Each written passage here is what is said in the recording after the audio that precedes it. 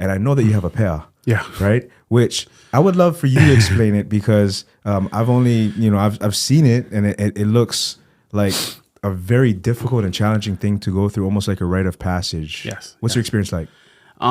So my pair, or what we call our malofie, which is the tattooing of like a chief. It's, for me, it doesn't belong to me, so to say. It's my grandfather who passed away when I was, I think, in high school. So he never did his, but he was actually the matai of our family, or the paramount chief for our family.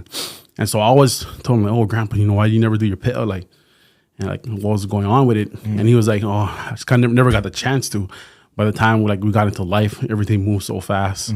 And so I'd say before I got, or maybe a year in college, I asked him, like, hey, let me do it for you. Like, one of these days, like, when I'm ready, like, let me take on that. And he always told me no. And he was like, no, it's too much in this. And then kind of before he passed, he said, he's like, if you want to do it, finish college. They finish college, do what you gotta, and then you have my blessing. And so after college, I actually went to Japan for a year, played football there. So they had a pro league there, and then came home. And when I came home, as soon as my feet hit the ground, I was like, I already know what I gotta do. And so I went to my family, asked kind of for permission and their blessings, and then we carried on the process of doing it. Wow, you went to Japan, you went to Portland State. You and Kenji are going to have a lot to talk about. He lived in Japan. He also was a Viking as well, Portland State. So let's talk about the process of getting the pair, and what was your experience like? So first and foremost, your family's blessings by far. To wear one, you're committed to serving your community, serving your family, and serving God. And so when you're of a maturity level to take on that task, that's kind of where you begin to talk to the family. Oh, I'm looking at doing my songai miki. And then with their blessings, you'll go ahead and contact the tufunga, which is a tattoo artist. He'll sit here and ask you why you want to do it, and all these questions. And then if he feels you're ready, then more than likely, then he'll set up a time and you'll get the tattoo started. There's a lot of, I guess, kapus that are put on you, things that you're not allowed to do during the process. And it's just to help deal with the pain and really take on such a enormous task. So it's mine was 8 days of tattooing.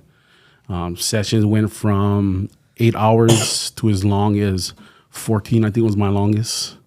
And you'll normally tattoo every other day. And then you'll have 1 day to kind of rest.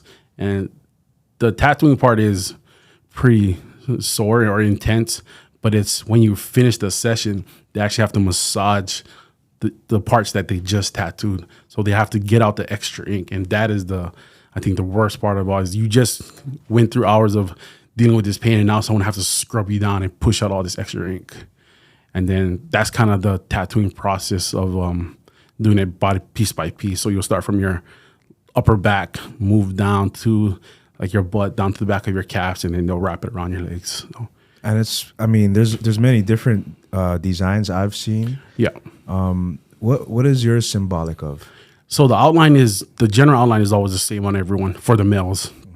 And then within the tattoo, there's inspiration of maybe the conversation you might have with the tattoo artist, maybe them knowing your position in your community, if you have a status of a chief, or you might be a priest, or just whatever you said in that conversation. And as he gets inspiration while he tattoos you from nature, that's kind of the fill in terms of the patterns.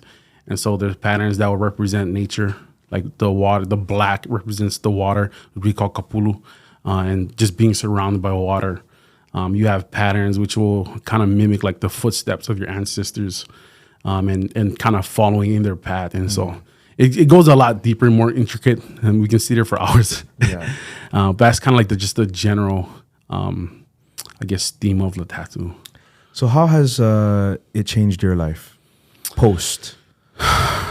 I think it forced me to grow up. And I think that was the biggest thing is when you take on the responsibility of wanting to wear it, I guess you never want to put it to shame. And so you carry yourself very differently, right? You carry yourself with respect. people in your family will look to you to lead and guide. And while they're looking to you, you also have to figure out how to serve them. And so that is the biggest thing I think with maturity is serving the higher purpose, right? Taking care of your family, keeping God entwined inside your family, and then serving your culture and your community, the biggest, right? I mean, your community might just be your neighborhood and your family, or your community might be like the whole Samoan community. And so being a responsible, I guess, member of that community to where people look up to you. And like, I was always raised around sports. And so our coaches always preach, right? You know, you're always in the eyes of the community, no matter whether you like it or not. You'll be a role model. And so with that being said, to pay attention to who's watching to you. And it wasn't something of like, care what people think about you, because I think we should definitely care what people think about you. But how you choose to take that, right, that info is on you. But I mean, now having a daughter, I guess you see it more of wanting other kids to look up to something more positive, right? And so to be walking around as a Samoan male with my pair, I make sure to my best of my ability is that I'm representing the culture right? And being either rooted. I'm not fluent in Samoan, and some people might have their opinions about that, but I do understand it. And for the parts that I lack in the culture, I make up in other sides, right? Wow, that's heavy. Sorry, that's why you're here. Buddy. I've known that about you, but I didn't know that about you, if that makes sense. Yeah, definitely. Okay. One more question on Samoan. When you were saying that live a life for God, culturally, what does that mean in Samoan? Yeah, it's a hard subject, being, I guess, indigenous people, right, and still following Christianity. But in the Samoan culture, God is like the pivotal. What everything is built around is God, and whether you're looking at your Christian God or you're just looking at the cultural side of the God, I always believed in a higher power. I believe there's, whether it's everyone else may have their views of what that higher power is. I do follow Christ and as our Savior, but I believe that we can coexist, right? Our Christian God and our culture can exist at the same time. Yes. And so I try my best to just live a good life. Like, I think at the end of the day, regardless if you're a Christian or not, there's guidelines that are set to just be a good person. And if you can follow just being a good person, we make this world that much more better. And I think that's the back end goal of it all, is to just be a good person. And I mean, this world is already kind of crazy.